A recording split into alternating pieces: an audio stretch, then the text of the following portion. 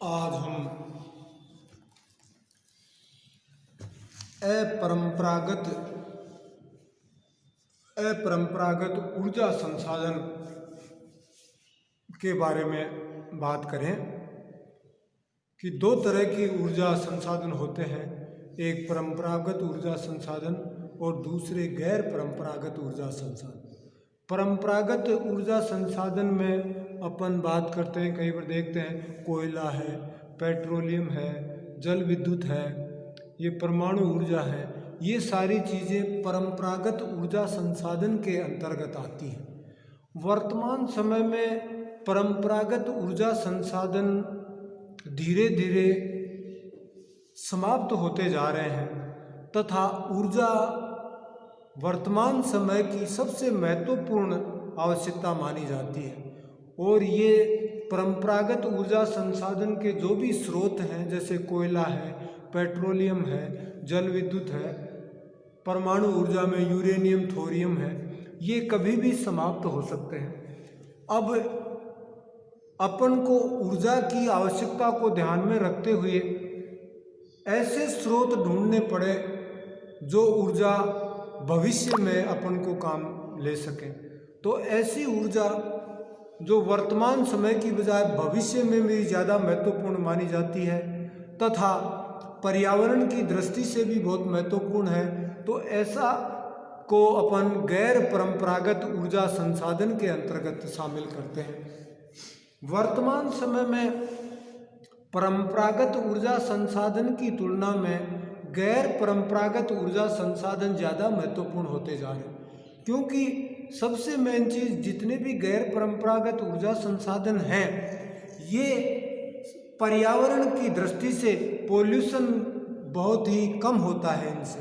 तो पर्यावरण को ध्यान में रखते हुए अब जैसे अपन कोयला बहुत ज़्यादा धुआं देता है, पेट्रोलियम से भी बहुत ज़्यादा धुआं होती है, तो ये पर्यावरण को बहुत ज़्यादा नुकसान करते हैं, जो पर्यावरण के नुकसान के कारण संसार के बहुत से क्षेत्रों में मानव जीवन पर, कृषि पर तथा इनके अलावा अन्य जीवों पर बहुत ज़्यादा विपरीत प्रभाव पड़ रहा है। अब अपन को मानव जीवन को भी सुरक्षित रखना है, अपनी जो प्राकृतिक वनस्पति है तथा अन्य जीव जंतु हैं उनको ध्यान में रखते हुए अपन को ऐसी ऊर्जा की आवश्यकता है जो वर्तमान समय में किसी प्रकार का कोई नेगेटिव या नकारात्मक नुकसान नहीं करे।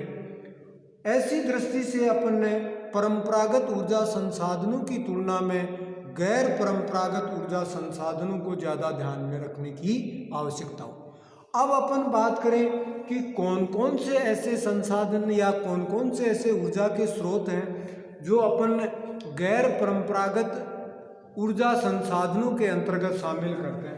उनमें अगर बात करें पवन ऊर्जा, दूसरी अगर बात करें सौर ऊर्जा, तीसरी ज्वारीय ऊर्जा, चौथा भूतापीय ऊर्जा, पांचवी बायोगैस, गोबर प्लांट, ये सारी ऊर्जाएं गैर या अपरंपरागत ऊर्जा संसाधनों के अंतर्गत आती हैं। इन्हें गैर परंपरागत ऊर्जा संसाधन भी कहा जाता है। ये पर्यावरण, मानवीय दृष्टि, वनस्पति, जीव जंतु सभी की दृष्टि से ये महत्वपूर्ण माने जाते हैं। तो अगर इनकी बात करें तो कोयला है, खनिज तेल है तथा विद्युत ऊर्जा के परंपरागत स्रोत माने जाते हैं।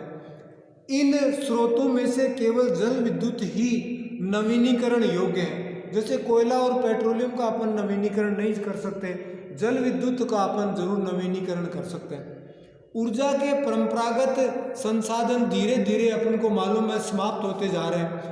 ऐसी स्थिति में नवीनीकरण योग्य होने के कारण अपरंपरागत ऊर्जा संसाधन ही भविष्य की ऊर्जा की मांग को पूरा कर सकते हैं, क्योंकि ये ऊर्जा नवीनीकरण किया जा सकता है। जैसे पेट्रोलियम और कोयले का नवीनीकरण नहीं कर सकते और अपन को भविष्य में ऊर्जा की आवश्यकता होगी, इसलिए गैर परंपरागत ऊर्जा के जो संसाधन हैं वही भविष्य की ऊर्जा के स्रोत माने जाते हैं। इस कारण ये सबसे महत्वपूर्ण हो जाता है।